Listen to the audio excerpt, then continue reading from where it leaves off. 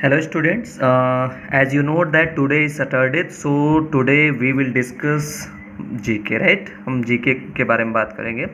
So we are going to discuss second chapter, that is how to exercise your brain. So students, let me tell you, brain is a very important, or you can say it is an integral part of our health. ठीक है, या फिर हमारी body का एक integral part है and it creates very very big impact on our life, right. तो basically इसके बारे में हम डिस्कस करेंगे, राइट. सो क्या है इसमें, basically how to exercise your brain, how to improve your capability, improve the capability of the brain, ठीक है, and how we can accelerate the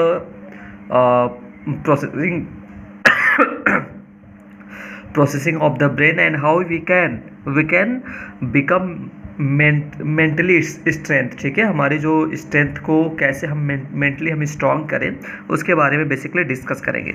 so the first one is meditate, right. So let understand what is meditate. Nothing kill your ability to use your brain effectively as well as your brain overall health, like too much stress, right? What's a great way to reduce your stress level? It's meditation, right?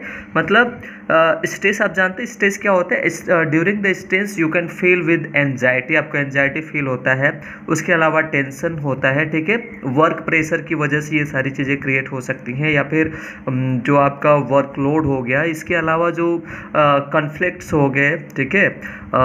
तो basically ये सारी चीज़ें stress के cause है, ठीक है. And stress जब create होता है तो इसका डायरेक्टली एंड इनडायरेक्टली जो इम्पैक्ट होता है वो ब्रेन पे ही पड़ता है, ठीक है. तो बेसिकली इस चीज़ को रिड्यूस, आपके स्ट्रेस लेवल को कैसे रिड्यूस किया जाए उसके लिए इम्पॉर्टेंट है कि आप मेडिटेशन करें. मेडिटेशन क्या है? Meditation is not only good for your brain, even good for your overall health, ठीक है. मेडिटेशन क्या होता है, आपके सिर्फ आपके ब्रेन के लिए नहीं बेहतर होता है, but it can also improve your health, ठीक है, आपका हेल्थ भी इम्प्रूव कर सकता है, ठीक है.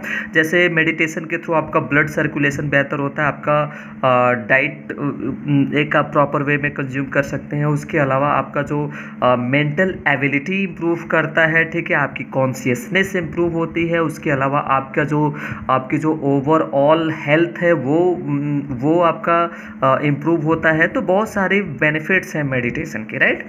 Okay, and the next, it helps to reduce your stress and boost up your memory. ये आपकी मेमोरी को भी बूस्ट अप करता है, ठीक है, आपके स्ट्रेस को रिड्यूस करता है. तो बेसिकली जो आप मेडिटेशन से क्या होता है, आपकी कॉन्शियसनेस बढ़ेगी, आपको याद करने की क्षमता बढ़ेगी, आपकी मेमोरी कैपेबिलिटी एनहेंस होगी, राइट. तो मेडिटेशन मतलब आप जैसे बहुत सारी चीज़ें इंक्लूड होती है, आप डे बाय डे, ठीक है, अर्ली मॉर्निंग आप योगा करें, ठीक है. And the next one is give your calculator a break, right? Give your calculator a break. Modern devices such as the calculator have taken over many of the tasks we used to do with our brains, right? Instead of doing math problem in our heads, we have come to rely on calculator and other technological devices that serve a substitute, right? Working out your brain can be as simple as doing mental calculating in your head. Give your calculator a well deserved break. Doing math manually trains your working memory. Basically देखिए आज के time में क्या है, every students, almost जो students होते हैं basically calculator use कर लेते हैं, ठीक है. जैसे वर्ड मीनिंग फाइंड आउट करना, तुरंत स्मार्टफोन यूज़ कर लेते हैं, ठीक है. आपको मैथमेटिकल कोई कैलकुलेशन करना, आप डायरेक्टली मोबाइल से कैलकुलेटर आप यूज़ कर लेते हैं. तो इसका क्या इम्पैक्ट है, बेसिकली इसका कोई एडवांटेज नहीं है आपके लिए, ठीक है. ये आपके मेमोरी कैपेबिलिटी को बेसिकली रिड्यूस करता है. हाउ?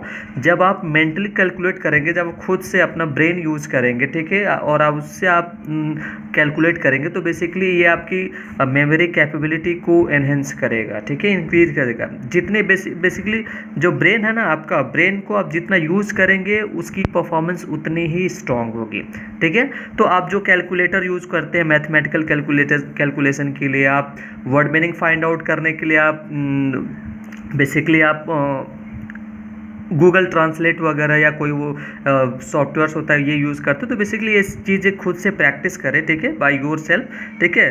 तो वो आपके जो मेमोरी कैपेबिलिटी इंक्रीज़ करेगा, उसके बाद आपका उसके अलावा ब्रेन की कैपेबिलिटी भी को इंक्रीज़ करेगा.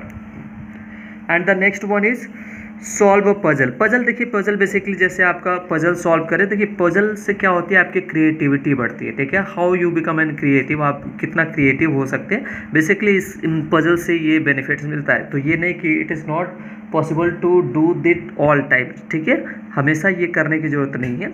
आप इसका एक शेड्यूल बनाएं, उस शेड्यूल में ये पजल सॉल्व करें। पजल सॉल्व करने से क्या होता है, आप ऑल राउंड परफॉर्मेंस आपकी इंक्रीज होगी, आपकी मेंटल एबिलिटी इंक्रीज होगी, आप यू कैन थिंक डिफरेंटली, आप अलग अलग तरीके से सोच सकते हैं, correct. And the next one is read as much as you can. आप पढ़े, ठीक है, आप बुक पढ़ेंगे, book make the book your best friend, book को अपना बेस्ट फ्रेंड बनाइए। एंड आप जितना पढ़ेंगे ना, आपकी जो नॉलेज उतनी इंक्रीज होगी, ठीक है। आप स्मार्टफोन पे बिजी रहने की बजाय आप गेम खेल आप जो है बुक रीड करें। आप चाहे क्लास की बुक है, अपनी स्कूल की बुक है, वो पढ़िए, ठीक है, अपने नोट्स पढ़िए। उसके अलावा आप जो है आप कर सकते हैं बेसिकली उसके लिए जो आपको जो नॉलेजेबल बुक्स होती हैं, ठीक है, वो पढ़ें। उसके अलावा जो फेमस जो पर्सनालिटीज़ हैं उनके ऑटोबायोग्राफीज़ पढ़ें, उनके बायोग्राफीज़ पढ़ें, ठीक है। इससे आपकी परफॉर्मेंस इंक्रीज़ होगी, राइट, आपकी कैपेबिलिटी इंक्रीज़ होगी। And the next one is learn a few words every day, मतलब कुछ वर्ड्स आप डेली पढ़ें, ठीक है, वो कुछ वर्ड्स जो आपके लिए बेनिफिटेड हों, ठीक है। जैसे आप कुछ वर्ड्स मीनिंग आप रोज़ एटलीस्ट 5 वर्ड्स मीनिंग रोज़ आप पढ़िए। 5 वर्ड्स जो है आप अलग अलग डिफरेंट आप फाइंड करिए। And the next which consider playing chess. Chess is an increasing strategy as well as tactical game, right? Few puzzles surpass chess in working out your brain. Chess is simple to learn and easy to play. Chess is a very important game that help you to think differently, right? It can create your creativity strong. ये आपकी creativity को भी basically strong करता है. And the next is pick up a new hobby. Hobby is very important for your life, ठीक है. What you can do in different time, अलग time में आप क्या कर सकते हैं, so your hobby is very important. Next, sleep well, at least minimum 7 to 8 hours you need to sleep, right, आपको 7 से 8 घंटे सोने की ज़रूरत है daily. That can reduce your stress level and that can boost up your brain and memory capability, right.